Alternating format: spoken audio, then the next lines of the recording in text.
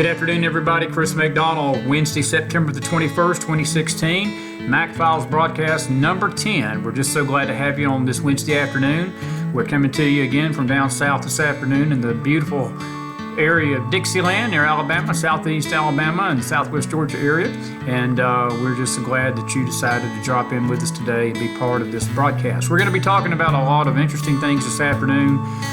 We had a very solemn, sobering broadcast last night, and overnight another police shooting took place in Charlotte. We're going to be talking about that shooting. We're going to talk about some things about the police and the tale of two cities, really, what happened last night and what the reaction was in one city compared to the other. We're also going to be dealing a little bit today with the Syrian refugee crisis, and we're going to be giving you some facts and figures about just exactly the motivation between the Obama White House and the real issue behind this immigration crisis. And it'll be enlightening, and I hope you'll listen up to that a little bit later. The other thing we're going to be talking about today, of course, is the politics of campaign 2016. We're just 48 days away from the presidential election in November, and we're just 6 days away from the very first presidential debate come Monday night between Donald J. Trump and Hillary Clinton. And as fate would have it, our Falcons are playing on Monday Night Football against the Saints at the same time, so I'm going to have to flip a coin to see which one I really would prefer to watch. I'm just joking. I'm going to have to watch the presidential debate. I'm a news editor, so we've got to watch that for news. But, on a serious note, it's going to be a barn burner. It's going to be a really knockdown drag-out between these two candidates, and probably the most watched presidential debate we will have in this country since Kennedy and Nixon. I really predict that. Maybe Reagan, Carter. Those debates stand out in history, and it may determine the fate of this election in many ways for both candidates. And again, the media, we hope, will be fair. We hope these moderators will deal even-handedly with both of them, but that too is up for debate. We don't know how they're going to handle it. We'll just have to wait and see. But I do believe it's going to be a great debate. And, with these two, you never know what's going to come out of their mouth, that's for sure. But the other thing we're going to deal with this afternoon, we're going to talk more about this terrorist that got arrested Monday because of the bombings in New York City. Some new information came out this afternoon about him.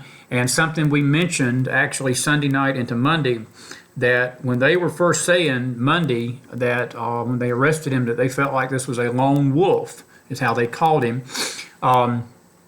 There's now an FBI search for two other individuals this afternoon who came by, picked up the bag and the pressure cookers after he had left it.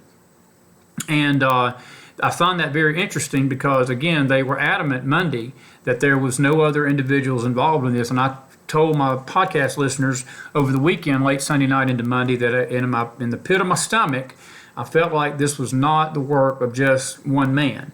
And it was coordinated. I mean, these bombs, my goodness, folks, we could have had a disaster of unprecedented proportion with death and people being maimed, just like there were at the Boston Marathon. It had all the earmarks of the Boston Marathon bombing back in 2014.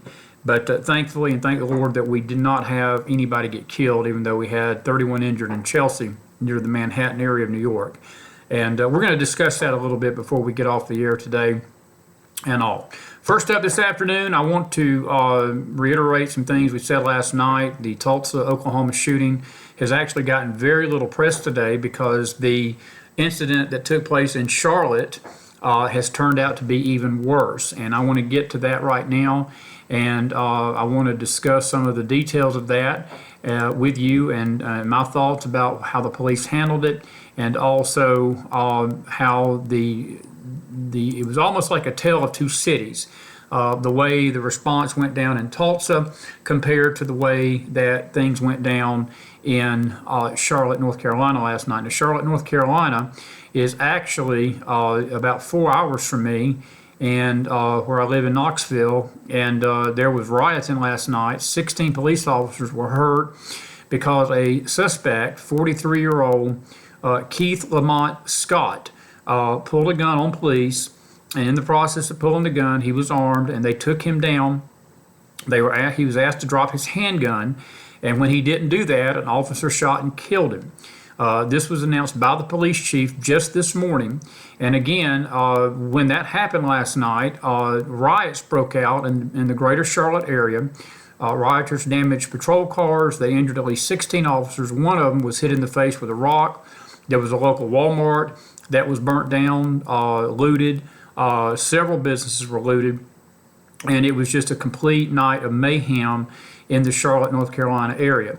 Let me just quote you something that the police chief of Charlotte said. Police Chief Kerr Putney said this afternoon that the officers were searching for a suspect in a potential robbery when they saw Scott exit a vehicle with a handgun at an apartment complex on the city's northeast side. And this is what he quoted this morning. He said the officers gave loud, clear, verbal commands, which were also heard by many of the witnesses. They were instructing the subject, once he got out of the vehicle, to drop the weapon. Mr. Scott exited his vehicle, armed with a handgun, as the officers continued to yell at him to drop it. Police officers say that Brentley Benson, basically, who is a black man, he's a black police officer, and Keith Lamont Scott is black too. He is the one that fired the shot that was fatal to Mr. Scott. And the situation basically last night was that they told him, put the gun down. And instead of putting the gun down, he pointed it at police. And I guess he expected the police to do nothing. And the police didn't do anything except do what they are supposed to do, and it's their job. When they feel threatened and a man points a gun at the police, they have a legal and a moral right to protect themselves and fire a shot, which they did. Putney went on to say, this is what he said. He said, it's time to change the narrative because I can tell you from the facts that the story's a little bit different as to how it's been portrayed so far, especially through social media. He's basically, what he was basically referring to was profanity-laced hour-long videos that were posted on Facebook last night by a woman claiming to be Scott's daughter after the shooting, saying that her father had a disability and was unarmed. That was her defense, that he was unarmed. And she appeared to be at the shooting scene surrounded by yellow police tape, and she was yelling at the officers. And the profanity-laced rant was extremely profane. It was not good. The daughter claimed that Scott was unarmed, had a book, not a gun. Police said they didn't find any book on the scene. The woman did not respond to Facebook messages, and her claims, even the Associated Press, which never leans conservative most of the time, they're as liberal as they can be, they found no claims, or they could not be verified either by the Associated Press, that there was a book. They couldn't even verify that she even saw the shooting. But again, she went on social media, and then they got things stirred up late yesterday afternoon.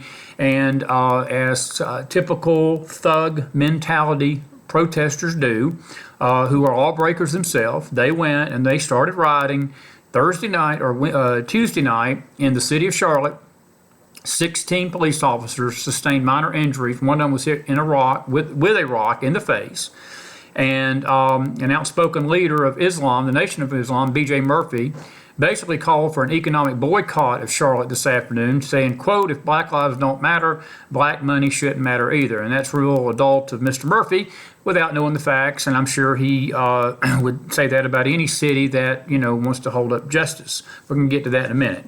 But other demonstrators gathered near the shooting. The Charlotte-Mecklenburg Police Department tweeted out demonstrators were destroying cars, and I'm reading this off the wire this afternoon. 12 officers had been injured by late Tuesday night, but the ultimate count was 16 because a few of them had reported in later that evening they had been hurt. Broken glass, rocks were basically being pelted. Officers were being pelted by that. The entrance of the Walmart had been looted. Wooden pallets had to barricade. They had to put wooden pallets on the door of the Walmart so they could not be broken into. And again, folks, this was just anarchy. This was complete, utter, and without any reason to do it, was complete anarchy. And we are at a stage in this country that if things don't get better, that's where we're headed. and pardon the sound effect of the phone, but this is live TV. What can we do? We can't turn off everything, but we're facing a situation right now that if things don't get better in this country and get better soon with the way people handle themselves and stop blaming cops for the violence that they themselves perpetrate, we're going to have basically a society that is full of anarchy and full of lawlessness. And folks, none of us listening to this video this afternoon want to see that. We don't want to see a society that is devoid of law and order.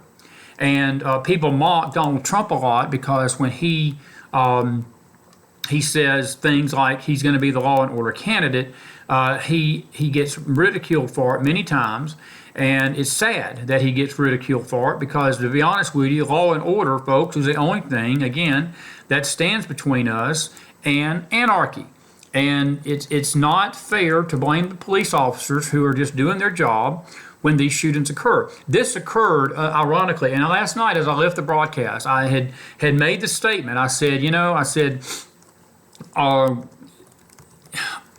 we hope that there's not going to be any kind of extraordinary activity in Tulsa. We were worried more about Tulsa and again, we did not know about Charlotte till later in the evening. But the thing is that the problem with this is that the situation in Tulsa was far more grievous to me in that you had a man basically just stranded on the highway get pulled over, and the police did tell him to kneel down and to not move, and he reached into his car, and unfortunately he got shot by a female police officer, and that turned into a national firestorm as well over social media. But there was no protesting in Tulsa. And then we have all this happening in Charlotte last night. I want to read you a little excerpt from Todd Starnes, who's a commentator on Fox. He's a conservative commentator. And he asked this question. It's a really good column today. If you get a chance to go on Fox News and find his column, it's basically entitled, "How Does Looting a Walmart Further Your Cause?" And one of the things that it says here, it says, looters pillaged and plundered a Walmart. More than a dozen police officers were injured, along with an untold number of civilians and 3 journalists. So this violence just didn't affect police officers. It affected civilians, and it also affected journalists. The mayhem again started when a black officer shot and killed an armed black man. The dead man's family disputes it, but the police officers have pretty much the witnesses and a video. They have their own investigators on the scene, and there's more than one that's confirming this man was armed. Let me tell you this, folks. Let me just say this before I read Todd's statements. I don't care what the situation is about in these shootings. The Tulsa incident was bad. Charlotte, we hate to see the loss of life. We hate to see people lose their life. If you break the law and you point a gun at police, there is a good chance you are going to get shot. And, I don't care what color skin you are. I don't care what the dynamics of your heritage is. If you're Asian, you're white, you're black, you're green, you're purple. You point a gun at a cop, you're going to get shot. And deservedly so. Because the cops and the police lives matter too. You can't expect the police to not defend themselves. That's what we hire them to do, to protect communities and to stand between civilians and this kind of anarchy.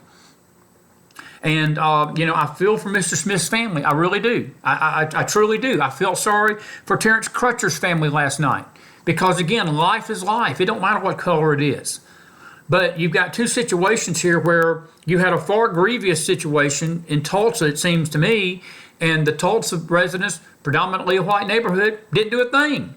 You go to Charlotte, and this thing happens with a black officer and a black man, and all chaos breaks out.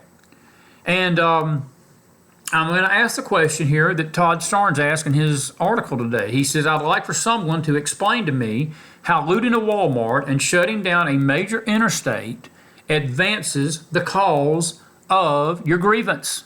There were black people and African Americans standing on bridges last night throwing rocks at ongoers on I-85 coming through Charlotte last night. And a few of them got hurt. We had a story on our website today at the East Tennessee Times, and the thing is that there was some injuries from people that got their cars got hit. The windshields got busted out. They had to pull over, and it has just been one incident after the other, and it's calmed down today. But we got night two, and God knows what's going to happen tonight. But Todd Starnes points out something. It says, since 2008, our nation has been rocked with political and racial unrest, but it should come as no surprise. This is what happens when a nation elects a community organizer to the highest office in the land. This is what a fundamentally transformed nation looks like. We are now a divided people. The rule of law no longer matters. It's anarchy in America. And I couldn't say a more heartier amen to what he just said, that we're divided. The rule of law no longer matters. It's anarchy in America. President Obama got back today from the UN, got out of the airplane. They asked him about Charlotte. They asked him about Tulsa. Mr. Obama, usually he's got a lot to say about these kind of things, but today he had zero to say. Now, I don't know what that says, don't know what that means, but he was very tight-lipped about both shootings and didn't say anything. Usually he jumps right in without knowing the facts and runs his mouth. So I'm actually going to give him just a tiny bit of credit today to be quiet about it until the facts come out, because he's gotten himself in deep trouble in Ferguson. He got himself in trouble in Baltimore. He really got himself in trouble in the Trayvon Martin case with George Zimmerman. I mentioned him the other night, and George Zimmerman's name left me for some reason. But I was, again, and even in that situation, I felt like there were some gray areas in Zimmerman's story about what happened. But when the jury looked at the evidence and the police looked at the evidence, the jury found him not guilty. The police never charged George Zimmerman with that murder. But President Obama made it seem like the Zimmerman was the devil, that this was all, again, a racially motivated crime. And, again, only George Zimmerman knows that, only those two. But when presented presented with our justice system, the justice system found him not guilty. And, again, that's that. But today, President Obama, I guess, has learned a few lessons, because he had nothing to say when he got off of Air Force One and got back to D.C. from his stint at the UN. And but folks, this is where we're at in America. And again, I say it again, this begins and ends with leadership. Everything that's going on in our nation right now starts at the top. It's about leadership. It's about the tone that is set from Washington, D.C. on down. It's the tone that is being set. It's been set since 2008. We're going to play you a video here in a minute from a gentleman that we pulled off Facebook today, and he talks about this legacy, because Obama has been real big lately about talking about his legacy. He went into the Black Congressional Caucus here over the weekend, and we had a pretty intense podcast here a few days ago about that, and got a little excited. And we do get excited here on the Mac Files a little bit, and some folks can handle that. Some folks want us to calm down, but we can't calm down because it's burning in our soul. And this is our country at stake. And if we get a little animated, we apologize to all the ones that are sort of uptight a little bit out there. It's okay. You'll get over it. But we love you anyway. But anyway,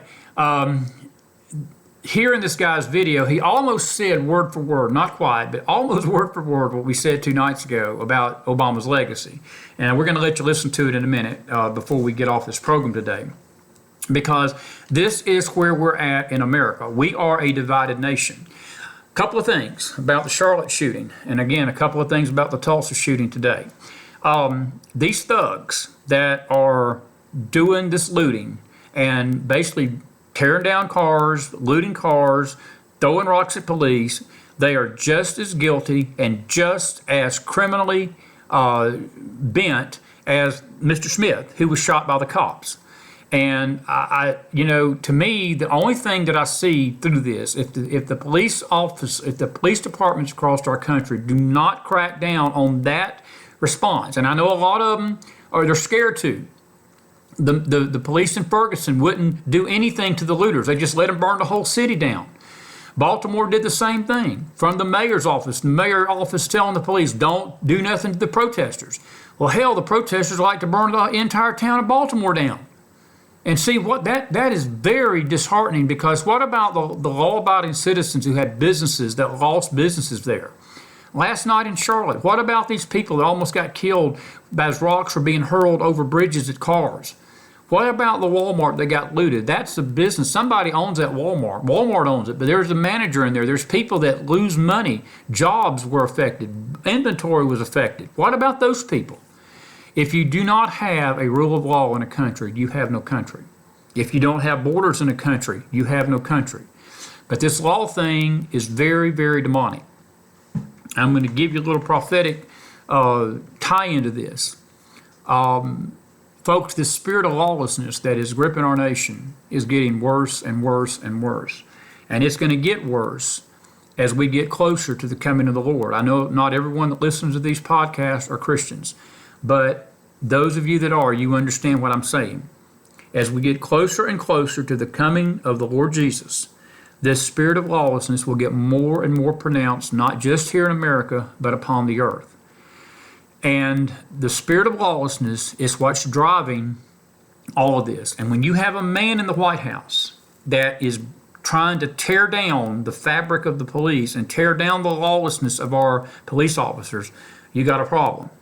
And I'm going to, by extension, go to Hillary Clinton about this, because Hillary Clinton has promised to do the same thing, if not worse, that Barack Obama's done.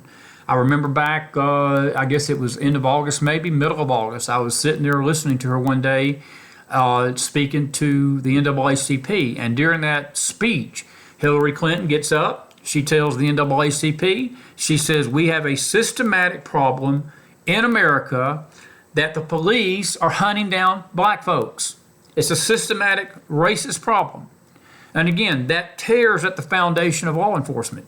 That tears at the foundation of law and order. And if you have that, folks, you've got no country. The police are the only thing that stands between America and anarchy. And the events of Charlotte last night are just going to keep being repeated and repeated and repeated and repeated each time you have a shooting if we don't get a handle on it. And it's unfair. It's very unfair to the police officers. Social media had judged this officer before the ink was dry, before the gun had even fired. He was basically being labeled a murderer. Look, thank God. I'm not trying to bring race into this myself, but in the reality of it, had this been a white officer that had done this, it may have been worse in Charlotte. But this was a black officer that shot Mr. Smith. And folks, the facts are on the facts. On the ground are he had a gun. He was pointing it at the police. When you have a gun and you're told to put the gun down and drop it, and you decide that you want to play Mr. Cowboy and you want to point that gun at police, I don't care what color your skin is, sir, you are going to be shot. And if I'm the captain of that police officer, if I'm the captain of that department, I would be more upset if my officer didn't fire back to protect himself. And I would be upset if he didn't, because that's not just not protecting him, but it would be the officers around him were in danger. And again, I don't say that with callousness toward Mr. Smith's family. It's a tragedy, but it's not the fault of the police. That lays at the door of Mr. Smith.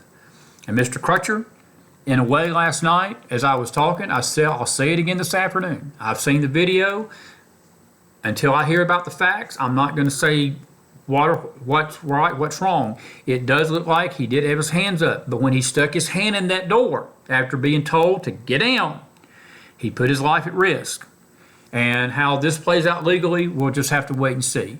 But again, folks, the police are not our enemy here in America. They're not our enemy. They're not systematically hunting down black people. They're not systematically racist cops. They're not systematically doing anything that is wrong to protect us from the criminal element. If we didn't have police, I mean, it's dangerous enough to even locking your doors at night. But if we didn't have police, it'd be far worse than that. And we're getting into this society. You know, I was thinking about this the other day, and then I'm going to move on. I grew up in the 1970s, and I remember a time in our country where Mom and Daddy used to let us play in the front yard. I mean, we would get out and play with each other. We'd play with our neighbors. We'd walk down. I remember when we lived on Manchester Street in Atlanta, Georgia. I remember walking down to my neighbor's house, my good old buddies David McKenzie and Ricky McKenzie and Jerry Reese.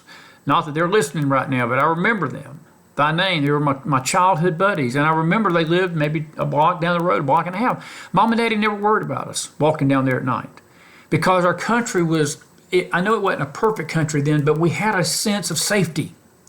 We had a sense that our neighborhoods were safe from bad things happening to it.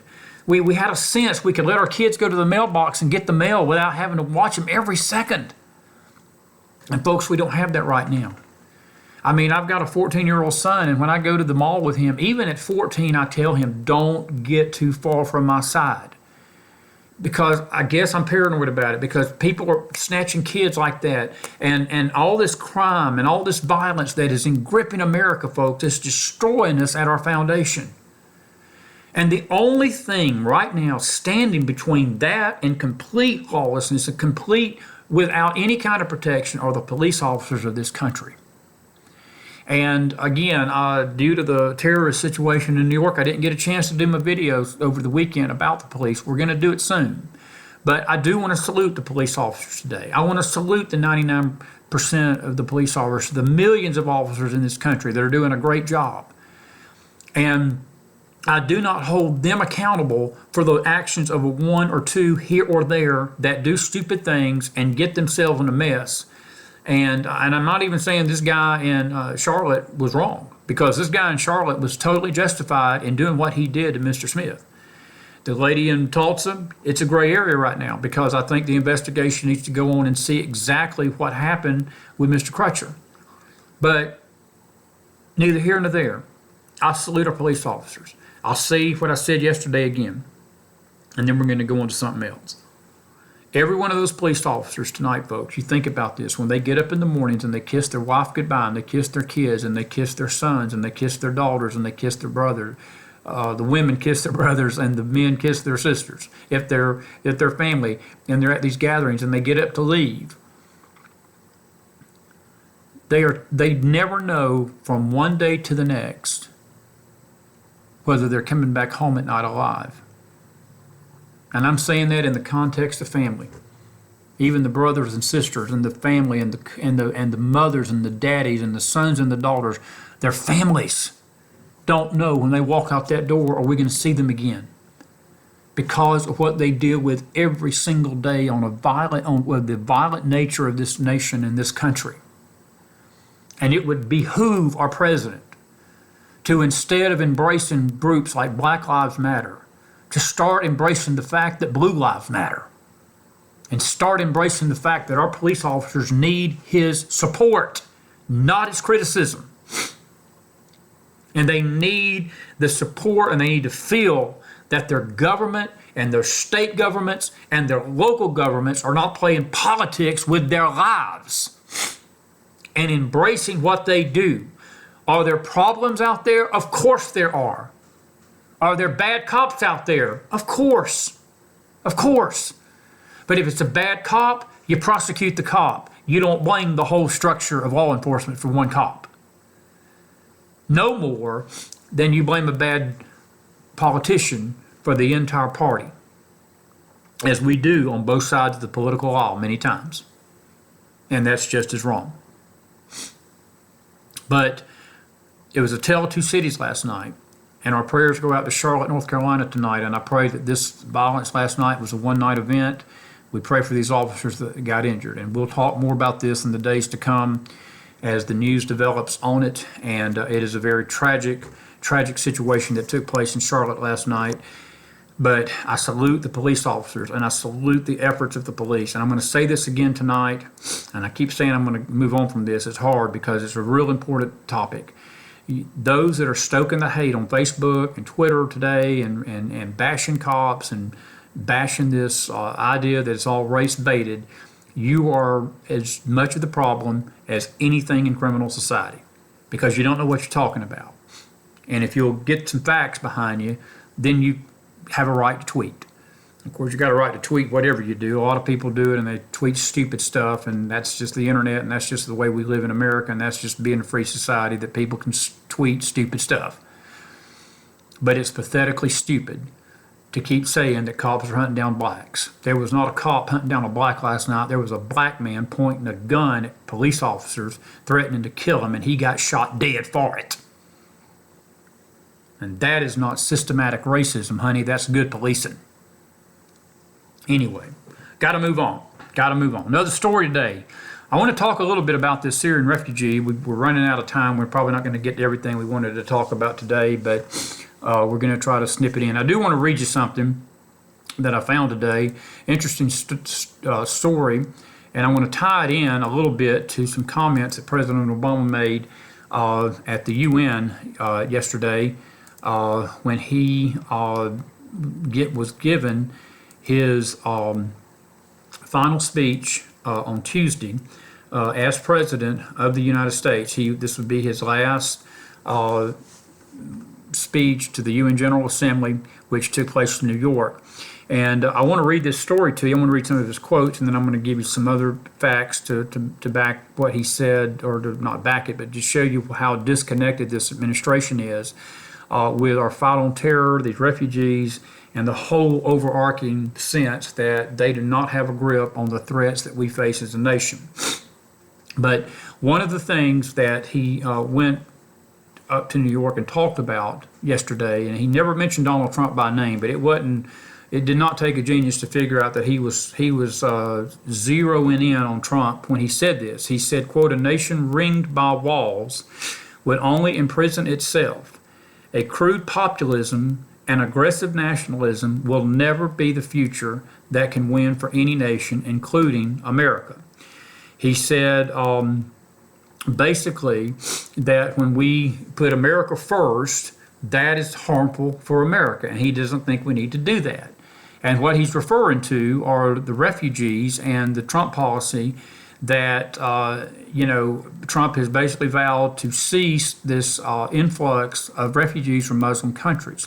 But I want to give you some facts, folks, and this comes from the Center for Immigration Studies. This just was released September of 2015, and I want to read this to you, and then I'm going to give you some things to chew on. Obama administration right now is going to be leaving office in 3 months, but it is on track by the time it leaves that it has issued 1 million green cards to immigrants from countries where Muslims are in the majority. And that, again, is based upon an analysis of the Department of Homeland Security that was just released last week. According to the DHS Yearbook for Statistics, green cards were issued to 832,000 people from Muslim-majority countries in the first 6 fiscal years of the Obama administration, fiscal years 2009 to 2014. Now, they've not released the last 2 years, but let's just say if we've had 800,000 in 5 years, it's probably another 2 years would put us right close to 1 million. In addition, the number of green cards increased dramatically in the last 2 fiscal years of the report for 2013 and 2014, showing that 117,000 were issued in 2013, 148,000 were issued in 2014. That's an increase of nearly 27%. And that's about the time that this debate started about these Syrian refugees. According to the census data that just came out provided by the Center of Immigration Studies, Muslims make up the fastest growing group of immigrants coming into America right now. They have surpassed the Hispanic immigration. The foreign-born population of the United States hit a record high of 42.4 million in July 2014. According to this report, the 832,000 green cards issued do not include temporary non-immigrant visas for people coming in to simply work or for people overstaying their admission periods. These are for people coming in to settle in the United States. Now, I'm going to just give you a few figures. I don't want to bore you with a bunch of numbers, but it is interesting to see the countries that a lot of these Muslim countries come from. Iraq, 102,000 came from there. Iran, 85,000. Syria, 98,000. Afghanistan, 21,000. Jordan, 25,000.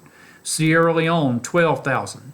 Egypt, 56,000. Somalia, 37,000. Turkey, 26,000. Bangladesh, 90,000. And Morocco, 25,000. Pakistan was the leading country in Iraq with 102,000 visas issued. And that's just between 2009 2014. They've not issued the figures for 2015 and 2016. Now, my point in that is this, because this is the figure that really makes me mad. I'm not upset about those figures, but what I am upset about is this report here that I'm about to read you, that less than 3% of all these Syrian refugees that the United States have admitted in the last couple of years, less than 3% have been Christian, nearly 96% have been Muslim. Tom Cotton, the senator from Arkansas, he said that the State Department has discriminated against Christians, and it says that of the Muslim refugees, just last year, we had 2184 come into the United States. Only 53 were Christians, according to the Christian Youth Service. They have called for a moratorium on this, and they believe that it's going to get worse. They say that the Syrian population in 2011 was 90% Muslim, 10% Christian. So, again, the reason for that is the Islamic jihad against Christians in there. And I'm not trying to bore you here with figures, but my point is this. When Mr. Obama gets in the UN, when he gets to the UN and he starts lecturing us about multinationalism, and he gets lecturing us on tolerance, and he gets to lecturing us about our inhumane efforts if we keep these people out, my question to him is, where is his humanity when it comes to Christian immigration? Where has been his efforts to help the Christians who are being persecuted in the Middle East? And when he says a nation ringed by walls not only imprison itself, well, let me tell you this: Israel has got a wall, and their terrorism rate has dropped by 1,000% since 2004. And there's other walls. There's other countries that put walls up to protect their citizens from outside immigration. The Brexit vote just happened a few months ago. The whole scope of the Brexit vote in Britain was because Britons were pee-poor tired of it, that their whole country had been opened up to borders and immigrants from all over to come in without any checks and balances. Word got out yesterday, 859 Syrian refugees who had come to our country and settled in, but they were on temporary work visas. The Homeland Security Department supposedly should have deported these people. Their visas were basically expired, but instead of deporting them because of a screw-up, they let them stay and issued them permanent visas to stay. And, and I think they came out yesterday trying to cover their tracks, and they said, well, only 2 of those 859 we actually figured out had terror ties. 2 is too many. 2 is too many. And I want to read a comment by a senator who heard the speech yesterday, and he said this. He said, President Obama took to the podium to once again blame the United States for the woes of the world. He suggested our country is just one of many that need to get beyond the old divisions of nationality.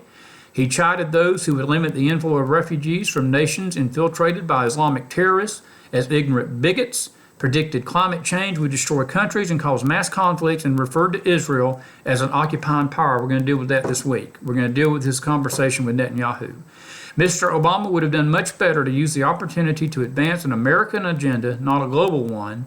Unfortunately, President Obama chose to deliver a lecture on the need to abdicate our sovereignty in the interest of abstract international norms. And to that, all I can say is amen. Folks, listen to me. This is an agenda by not just President Obama, but this is the agenda and what is ahead of us should Hillary Clinton get elected.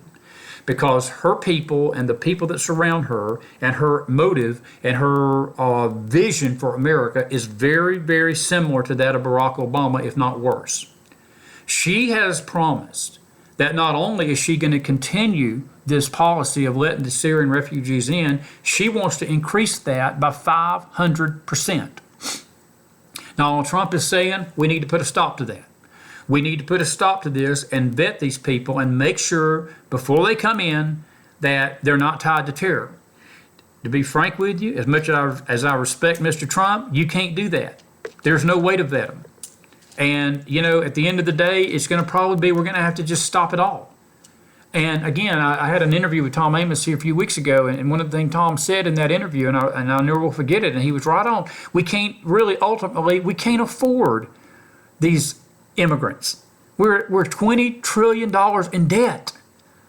And if you say that we're looking out for America and we're looking out for our interests first, and that makes us bigots, then I don't know what to say. I mean, we're not bigots. We're looking out for the betterment of the country. But according to President Obama's vision for this nation, we become inhumane if we look out for America first. And that's not so. That's not true. But I will tell you this, these Syrian refugees pose a great risk to our national security. I know a lot of them supposedly are women and children, but even the facts do not bear that out many times. A lot of these immigrants are not women and children. But these are men that are, I believe, is the biggest Trojan horse in the history of Trojan horses that are coming into our country. And folks, my question tonight, and I'm wrapping this up because we're coming up on 40 minutes and you can only stand so much of me. My question tonight about this entire refugee question is very simple. Where are the Arab countries around Syria, around Libya, around Jordan, around that whole region of the world, Iran, Iraq, all these refugees? I think the number is 65.2 million refugees. Where are the Arab countries at in assisting these immigrants? George Soros today came out and said he's pledging $50 million roughly, or $500 million. I don't know the figure. It may have been 50. But he was pledging that he would invest $50 million to help these immigrants come to the United States. And I'm just thinking to myself, since when has George Soros cared about the United States to do anything that would benefit America? That alone scares me, that if he's willing to put that much money up to bring these people over here, it's probably not a good idea they come. It's probably not a good idea they come. And again, when you compare that figure that I gave you a while ago, that 96% that Obama has pushed for immigration is Muslim and not Christian, that should tell you his motive. That should tell you his motive. If he's so concerned about all these immigrants, then let the Christians in too. There's reports circulating that it's very difficult for a Christian to find entrance into America coming from persecuted countries. But yet we open our door to the Muslims and they are welcomed with open arms. That is not right. And there is a hidden agenda behind that. And that goes back to his legacy. And as we close tonight, I want you to listen to something that a gentleman posted on Facebook today. I wished I had more time to deal with this. We're going to deal with his speech tomorrow. I've run out of time, but I do want you to listen to it at least and let you hear what he has to say. And then I'm going to call it a night. But this is James T. Harris, who basically talked about President Obama's legacy yesterday, and this is what he had to say, and then we're going to come back and call it a night. James T. Harris on the Obama legacy. He deals a little bit with the immigration, but he deals with mainly what Obama was saying at the UN, and again, the way he was knocking Trump over the weekend at the Black Congressional Caucus about his legacy, and basically telling black people, if you don't vote for Hillary Clinton, it will be a personal insult to him as a black man if you, the black people, don't vote for Hillary. Listen to what James has to say about that. Good morning, Facebook friends. It's been a crazy weekend, and once again, our country is under attack. But where is the President of the United States? Over the weekend, he had a speech that he gave in front of the Congressional Black Caucus. And in that speech, he said that it is important that black people get out and vote. As a matter of fact, he said that black people need to come out and vote for Hillary Clinton, the white woman, in the same numbers that they came out and voted for him, and that he would take it as a personal insult if and vote in the next election. Now, of course, he didn't mention Hillary Clinton by name, but I can only assume that he wasn't expecting for black folks to go out and vote for Donald Trump. He wasn't expecting black people to show up in record numbers to vote for a Republican. He also brought up slavery. He brought up Jim Crow. He played all of the race baiting cards in order to motivate and inspire the Congressional Black Caucus to vote. He said that all votes matter, which is hilarious because, he was speaking to the Congressional Black Caucus. Shouldn't it have been black votes matter? Because black folks get mad when you say all lives matter. They want it to be Black Lives Matter. So shouldn't people get mad when the president says all votes matter? Because they don't. Just black votes matter. And what we're about to see here in this next election is that the only reason why people voted for Barack Obama is because he looks black. His mom was white, dad was black. So, he's really, but anyway, one drop of black blood, I guess that the one drop rule still exists. So that's why he wants all black people now to show up and vote for Hillary Clinton. It's not going to happen. He said that his legacy depends on it. And if you believe in his legacy, if you want to see his legacy continue, then black people need to show up, and he would take it as an insult if they didn't. Legacy. Over the weekend, we've had 3 more terrorist attacks. One in New York City, one in New Jersey, and one in St. Cloud, freaking Minnesota. I think this is like the 9th, 10th, 12th terrorist attack we've had under President Obama over the last 7 years. If we want to talk about legacy, I think President Obama's legacy is going to be calling the ISIS the JV team. The very JV team that has brought the war to our soil. Under President Obama, we've seen more police officers be assassinated under the banner of the new Black Panthers. We've seen the rise of Black Lives Matter movement. We've seen race relations go not 40, not 50, but 60 years backwards. Hell, even 100 years backwards under this president. He's worried about his legacy as if like Obamacare or cash for clunkers or other nonsensical progressive crap is what he's going to be remembered for. He will be remembered for being the first black president, if that's important to you. Okay, you've got that one. Can't do anything about that because that's what you are. So what you self-identify as a black individual. But the reality is your legacy is going to be as the worst president ever. Your legacy is going to be the president who set race relations back 50 years. You're talking to the black freaking caucus. You're preaching to the choir, and you're telling them that if they don't register votes, every vote counts. No. In your world, just black votes count. In your world, you're pandering to the Hispanic vote. And this is why, in record numbers, Americans of European descent are leaving the Democrat Party. That will be your legacy.